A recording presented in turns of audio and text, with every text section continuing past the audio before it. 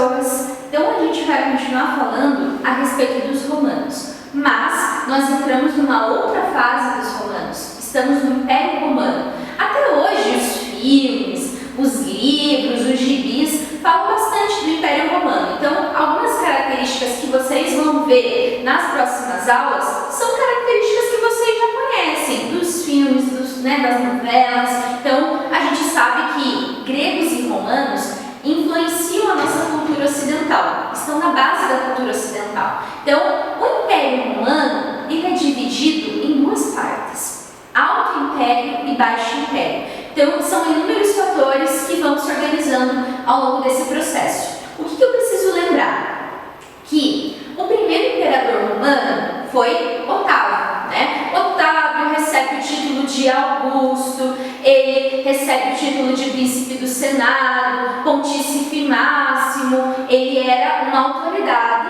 e, além disso, ele deveria ser venerado como um deus, tá? Lembrem-se que os romanos, eles são politeístas, eles têm uma religião muito similar com a religião grega, tanto que os deuses são os mesmos, né? Então, o que muda são os nomes, para a gente pensar. Então, quais são as características do Alto Império? Alto Império é um momento de 2 séculos, então não dura para sempre, né? Então, a gente sabe que nem todos os impérios eles vão ser para sempre. Eles têm um processo de crise e declínio, mas o período de estabilidade, em que as coisas dão certo, os romanos vão atingir a sua extensão máxima, trazem muitos escravos, muitas riquezas. Isso acontece durante 2 séculos.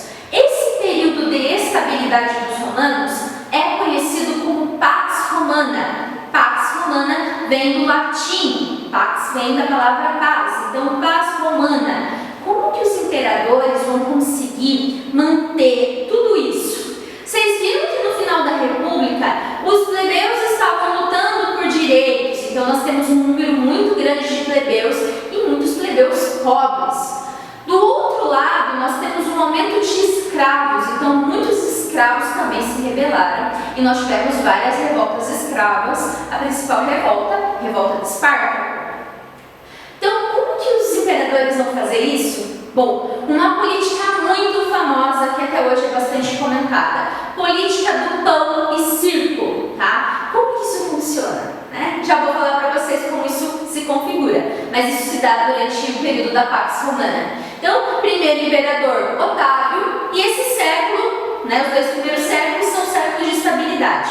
Então, vai ser o momento da construção das obras públicas, de fortalecimento da religiosidade romana, da identidade, do militarismo. Então, vocês viram que lá no final da República, o militarismo se tornou uma profissão. Então, ser militar, além de ter prestígio, recebe terra, recebe pagamento. Então, os romanos vão gastar um dinheiro danado para manter o exército. Então, a economia romana, ela gira em torno do militarismo, em torno do comércio, porque vocês vão ver que a extensão do Império Romano é muito grande, então há uma troca intensa de comércio, de produtos. Vocês lembram que os romanos dominam o mar Mediterrâneo, então há uma troca de Ásia a África, é um fluxo muito grande de mercadorias, e o escravismo, que é uma das principais fontes de renda também dos romanos, tá? Além disso, nós temos a oficialização da língua, né? Qual vai ser a língua oficial do Império Romano?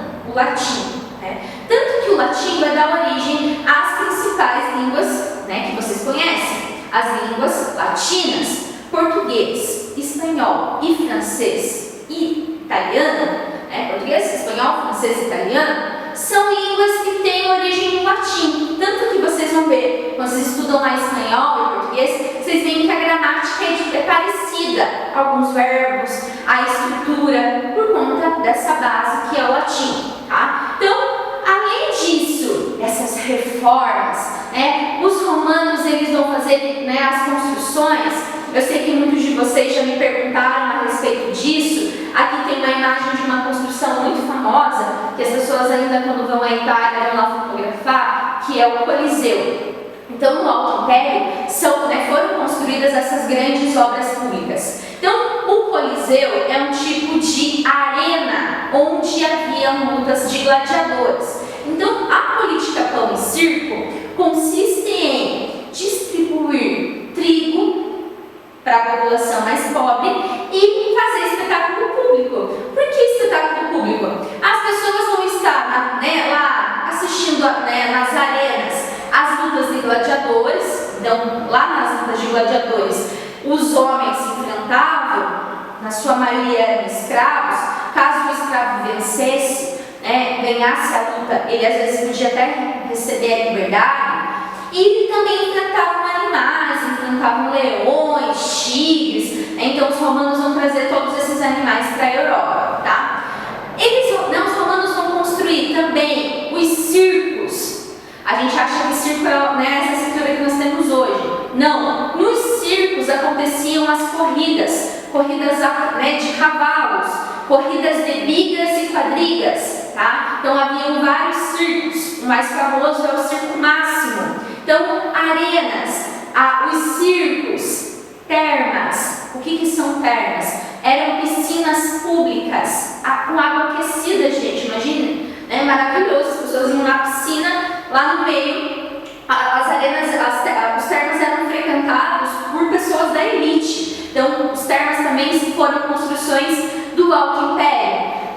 Os romanos, eles investiram tanto em tecnologia que eles têm rede de esgoto, eles têm um sistema de água encanada, que são os aquedutos. Então, Roma é toda estruturada, construída. Eles constroem estradas, essas estradas são feitas através de calçamento. Então, vamos pensar que hoje, como seriam o que a gente pensa como estradas asfaltadas. Então, elas eram estradas de calçadas, a galera não andava na terra batida, Então, Roma era uma cidade bastante moderna. Porém, gasta muito dinheiro para fazer tudo isso, gente? Para fazer todas essas construções, para fazer os termas, os anfiteatros, as arenas, os aquedutos. E aí a gente tem esse período de auge. Então, o período de auge é o período da Pax Romana, devido a esse período de esplendor, de desenvolvimento, de modernização e inclusive da prática de distribuição de alimentos e espetáculos públicos, que é a política do pão e circo. Então, aqui no mapinha vocês podem ter uma ideia do que era o Império Romano até o século II. Então, até o século II antes de Cristo, depois de Cristo, nós temos o auge do Império Romano. Então, esse auge se dá por conta dessas medidas que os imperadores tomaram. Então, o Império Romano atinge o seu auge, por isso que a gente até falou na aula anterior, todos os caminhos levam a Roma. Então, há um sistema de estradas, um sistema de portos que fazia toda a ligação de todos esses territórios, da Ásia, da África e da Europa.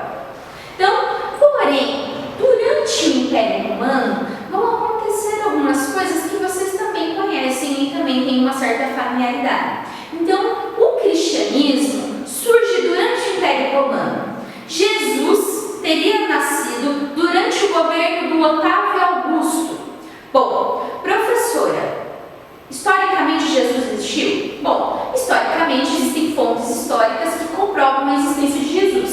Não estamos discutindo a questão religiosa, estamos discutindo Jesus histórico. E Jesus teria nascido na Palestina, que era uma região dominada pelo Império Romano. Para quem tem uma familiaridade com a Bíblia, já deve ter ouvido alguma coisa sobre isso, como que a família de Jesus, tanto que Jesus quando Jesus vai nascer, Maria estava indo para uma outra região, para o censo. Então os romanos, o Império fazia a contagem da população por conta da arrecadação dos impostos. Então, desde o início do nascimento de Jesus, vocês veem vários trechos falando do Império Romano. Jesus foi morto durante o governo do Tibério, outro imperador. Então, por volta do ano 33, depois de Cristo, Jesus morreu por conta, ele começa a ser perseguido por vários sacerdotes, várias autoridades, não só religiosas naquele contexto. Além disso, por que o torna uma religião perigosa. Vamos pensar. O cristianismo começa com um grupo de seguidores que segue Jesus, e Jesus defende lá, nos seus primeiros, a gente vê isso na questão dos ensinamentos. Ele defende os mais pobres, defende as pessoas mais vulneráveis, inclusive os doentes. Ele defende a crença em um único Deus, tanto que ele reafirma a questão do monoteísmo, uma coisa que os romanos não concordam, dizendo que o próprio imperador tinha que ser cultuado. E depois da morte de Jesus, eles achavam que havia acabado o cristianismo. E não! Após a morte de Jesus, os apóstolos, os seus discípulos, começaram a continuar propagando as suas ideias, e o cristianismo começou a crescer entre a população mais pobre e depois chegando até a população mais rica. E, além disso, muitos cristãos foram mortos, perseguidos por conta da sua religiosidade. Vocês sabem que um dos passatempos preferidos durante esse momento do Império Romano era a morte de cristãos. Então, a partir do governo, sobretudo do governo do Nero, a perseguição aos cristãos se intensifica. Então, vocês têm lá o Davi, o Daniel na Cova dos Leões. Então, essa questão de cristãos jogados nas arenas para morrer, isso era uma constante. Porém, mesmo após morrerem por serem cristãos, o cristianismo não diminuía, apenas aumentava. Então, os romanos vão ter que enfrentar isso mais tarde. Então, para a gente pensar. Então, o Tibério vai ser responsável, vai ser o momento em que Jesus vai ser crucificado, tá? Quais são os imperadores mais famosos? Então, Jesus nasceu durante o governo do Otávio Augusto, Otávio Augusto morreu em 14 depois de Cristo. Depois, o imperador romano é a principal autoridade. Então, ele concentra, além de ser um Deus, vocês lembram lá que o imperador, ele organiza todo o poder em si mesmo. Então, não havia possibilidade de questionamento. Durante o governo do Tibério, Jesus teria sido morto por volta de 33 depois de Cristo. Daí nós temos alguns imperadores famosos. Calígula, que menosprezou o Senado.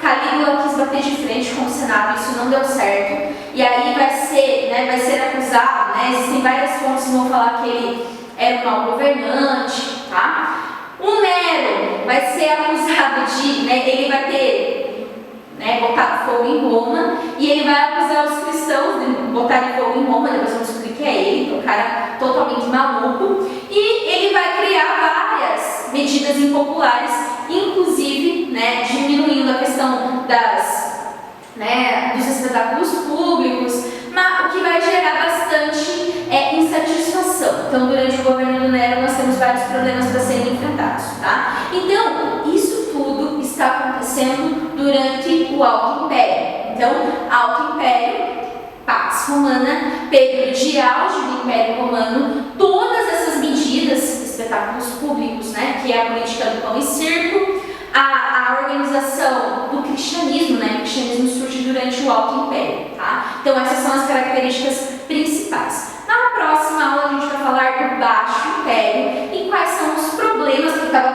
tudo dando muito certo para os romanos, e a gente vai ver os problemas enfrentados a partir de agora. Então, um beijo para vocês e bons estudos!